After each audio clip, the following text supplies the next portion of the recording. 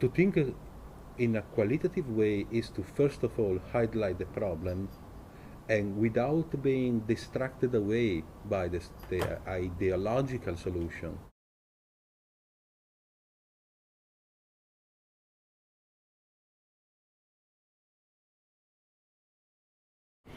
This is a video about our orientation posts. What we want to do, we have realized that people don't fully understand them, so we thought we would try to break it down a bit more and clarify things.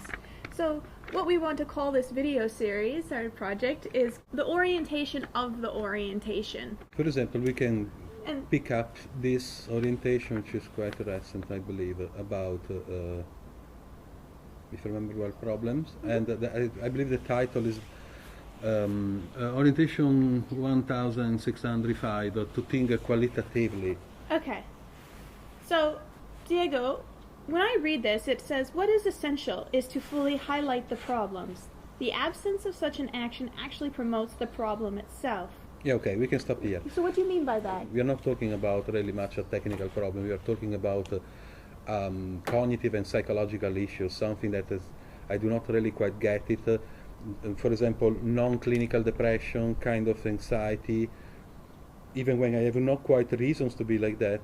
We are talking about a problem in these terms. Also, are you saying how we respond to the problem, how we interpret the problem can create more of a problem in itself? Well, obviously, if we do not, what is essential is to comprehend what the problem is. Mm-hmm.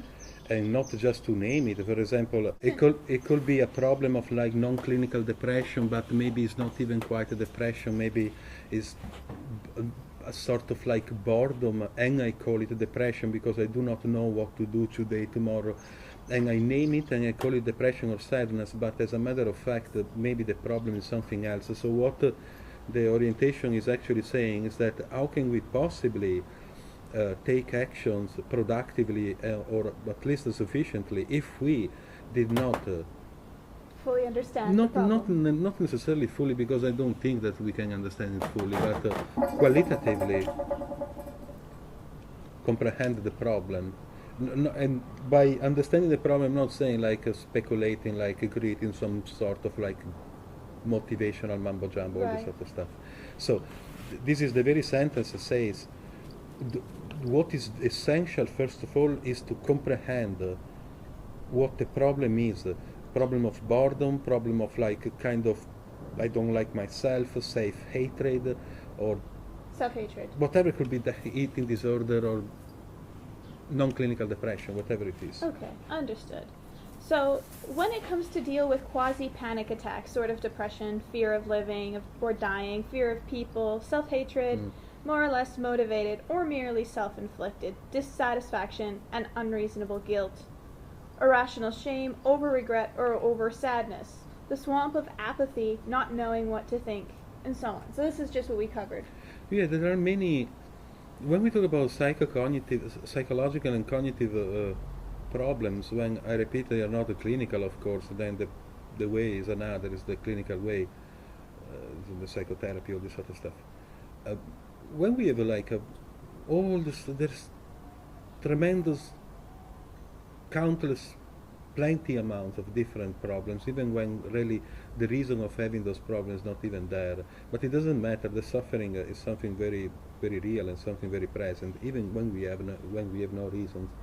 It's quite futile to say, oh, that problem is an illusion. Well, yes, I acknowledge that it is maybe an illusion, but still, nevertheless, it affects us. It affects me because it remains there. So what is the problem? Okay.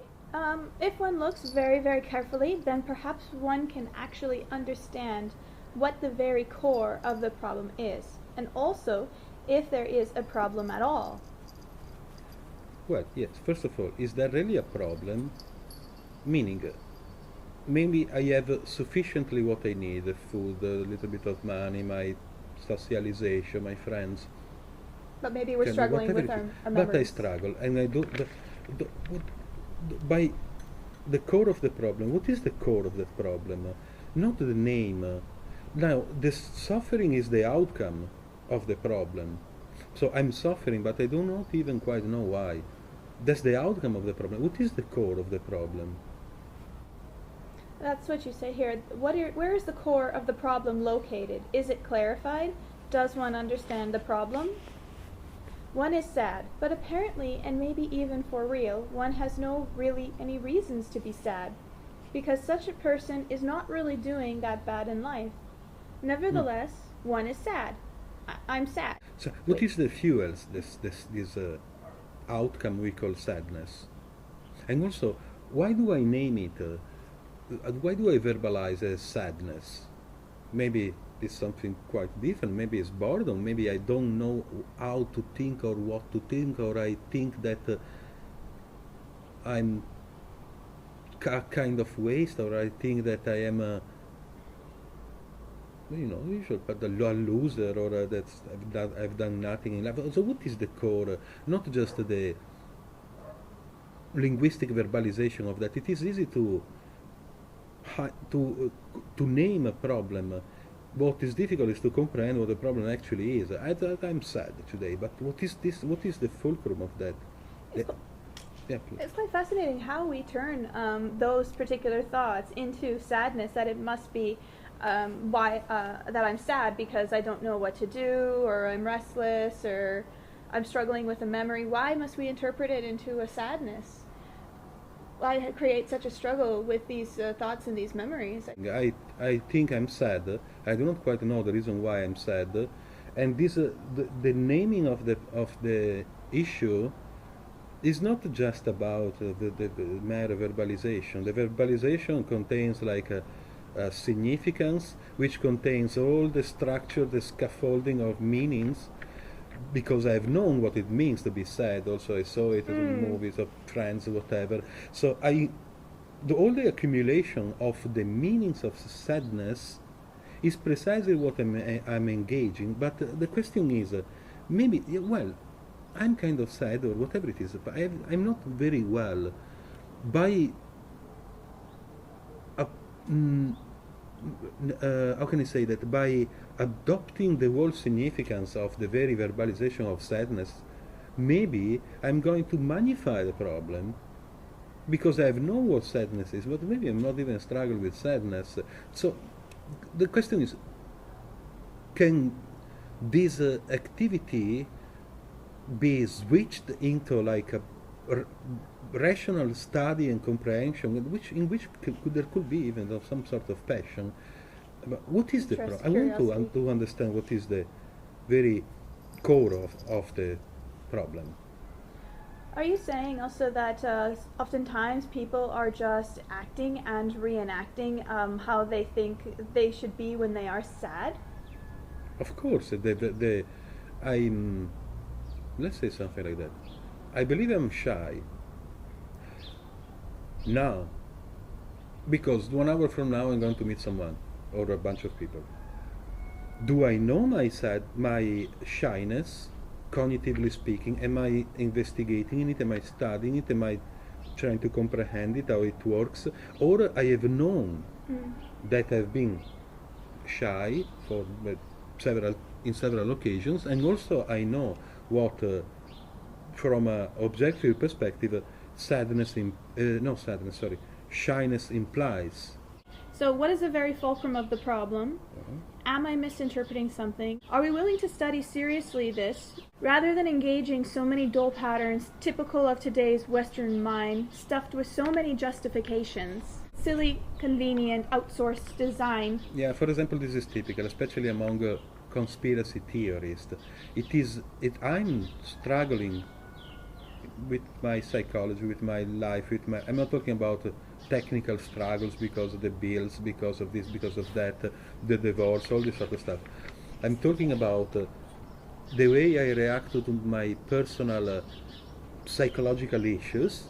It is easy to externalize the responsibility and the reason of that by saying, it's because of some sort of like evil forces that cannot be seen are attacking me. I don't know in what way, psychically, all this sort of victimization, that's paranoia. What I mean by mumbo jumbo acts of justifying what is not maybe even there, rather than, which is also, and also that's precisely why I say that is very childish because it's a deliberate avoidance of the problem. So I do not want to seriously put profound attention in order to analyze my my problem is. So I don't take actions in that, but I take actions like making up videos about supposed mind control coming from wherever.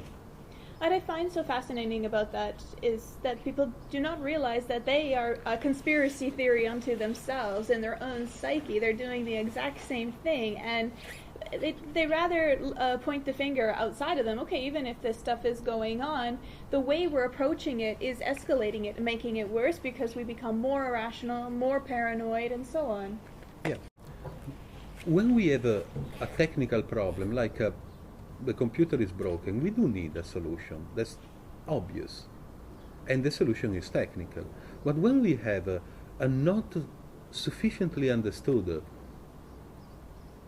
psychological issue that we do not quite know what is all about, why do we seek for a solution? So must be, I'm not sure if we are making things clear.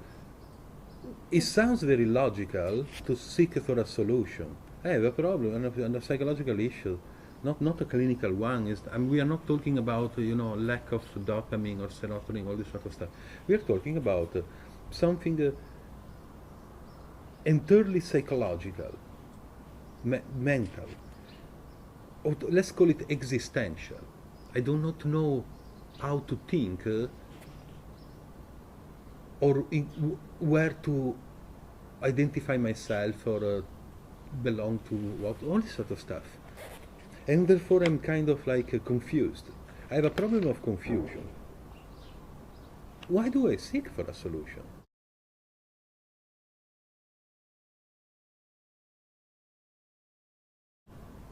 But look at the whole spiritual field, that not just nowadays, that became like a glamorous architecture of total nonsense.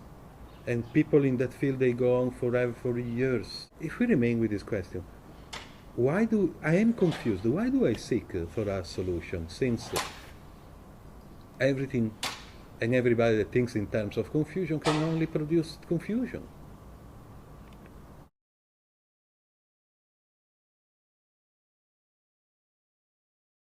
This is an invitation to really remain with this question, without saying we are too quick in answering. Because of it, and then up to the really shallow, because that's what makes us human. And no, I'm sorry, I will not tolerate and accept something like that. We have problems in remaining with the question. So I'm confused. Why do I search for a solution, which is, by the way, going to be always outside? So then there's the state in which I need a guru, in which I need an inspirational book, or a cult, or a sect, and that's precisely the stage in which I'm going to amplify the problem. So the search for the solution actually amplifies the problem, making it worse, because we simply don't understand the problem first.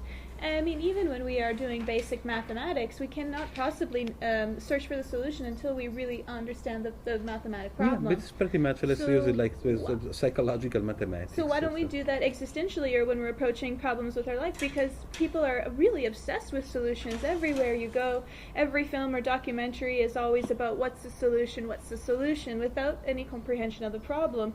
Therefore, we witness the problem becoming worse and worse. The title of this orientation is to think qualitatively. To think qualitatively, especially when we have problems, implies, first of all, as a primary action, the serious willingness, not the motivational willingness or the spiritual willingness. All of those things are just nonsensical, and they do not go really that far, if not with the establishment of various beliefs and faiths and mumbo-jumbo stuff.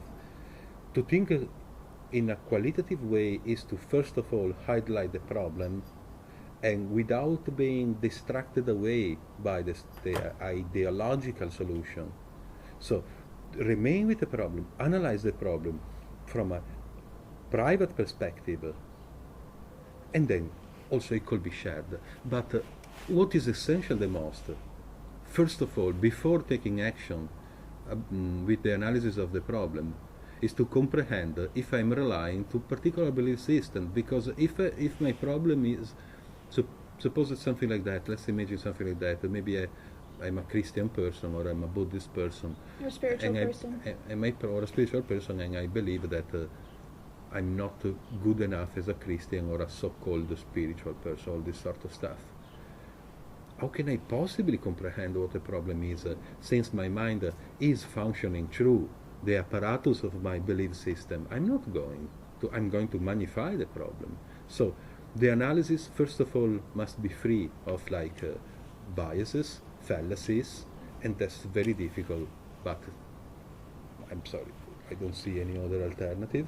Because it also leads to, if a person is struggling with a problem and they think maybe I need a spiritual healer or a religious leader, this often leads to an exploitation and abuse and so many other problems that come from it, just because we didn't really look at what the problem actually was, that we needed to cover it up with something, or even a distraction, which makes us perhaps compulsion or into addiction.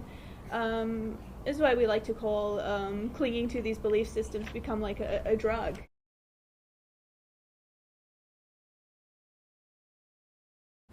Imagine that you are about to watch a horror movie. You don't know what that movie is all about. You don't know quite the script, nothing. You just know that it belongs to the category of horror movie. But maybe it's not even that horror, that creepy. Maybe it's more about the suspense or whatever. And I wonder if you can notice that your cognition about what is going to happen is already prepared. I'm not saying that it's wrong, it's natural, it's obvious. Because you do know what horror means, so this verbalization implies we know that. So if you notice that you have a prepared and pre-packaged cognition, even before watching that movie, maybe you are already kind of nervous, yes, prepared to be scared. Or what about when you're about to enter, let me say, the house of the monsters in an amusement park? Same stuff. What about when you're about to join a funeral? Immediately emotional. You do know that most likely most of the people are going to struggle and this and that, crying. So you develop maybe an over-emotionality that is not really much necessary. We should not engage in stuff because that's what makes us human. Why should I have to engage unnecessarily an over-emotionality that is going to make me struggle irrationally? So this is just a proposition. What will happen if I analyze this pre-packaged cognition before taking any actions? What will happen, which is called as intelligence, will be something like that. I will become capable to understand what is appropriate. Okay, as the funeral is a little bit of sadness because we celebrate the loss of the person, and maybe also we celebrate suffering. But what is the sufficient part, and what is the percentage of the junk that is there? Perhaps crying for days, or struggling while watching the photographic album, all this sort of stuff. Or freaking out during the horror movie over something that is not really that creepy. I'm guilty of this. So we are not going to talk about being perfect. All of the stuff must go. It's just mumbo jumbo.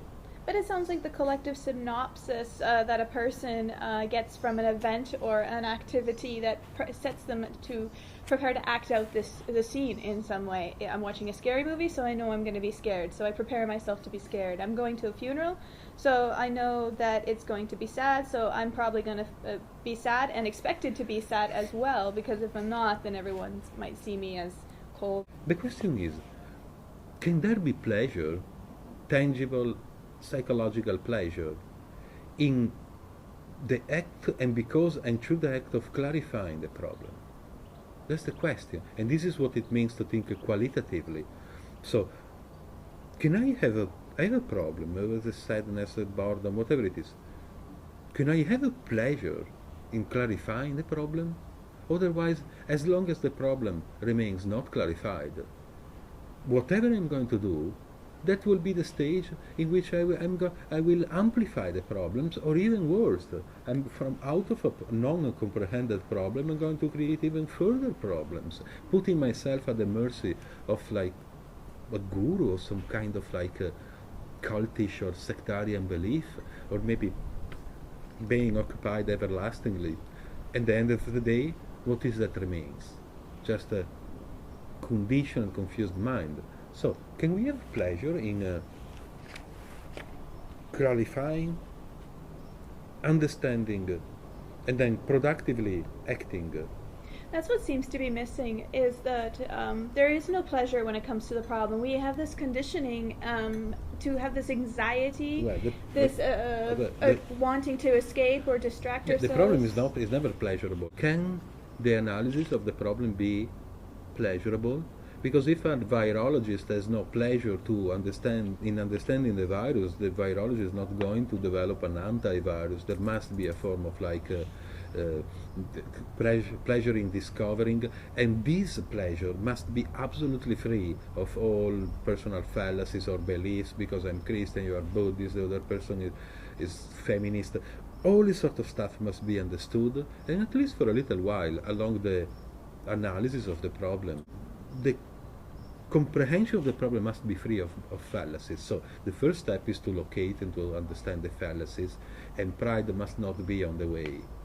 And then there really can be a pleasure in clarifying the problem. So can this be done? And this is the explanation, the orientative explanation of this orientation. We are going to explain others.